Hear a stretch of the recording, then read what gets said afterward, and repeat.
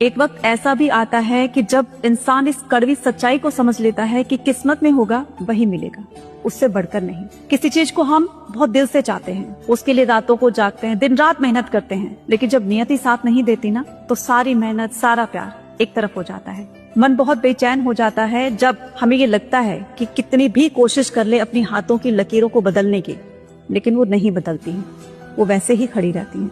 और धीरे धीरे एक दिन ऐसा भी आता है जब हम खुद ये स्वीकार कर लेते हैं और कहते हैं, चल छोड़ना यार, जो किस्मत में है वही होगा। और उस पल हम टूट जाते हैं, बिखर जाते हैं और दिल से एक दर्द भरी चीख निकलती है, एक आवाज आती है। लेकिन इस दर्द के साथ ही हमें आगे बढ़ना है। ये सोचना है कि अगर अच्छे दिन नहीं रहे तो बुरे दिन भी नहीं रहेंगे, तो उठिए और फिर से बढ़िए आगे। ये जिस्म है तो क्या, ये दिल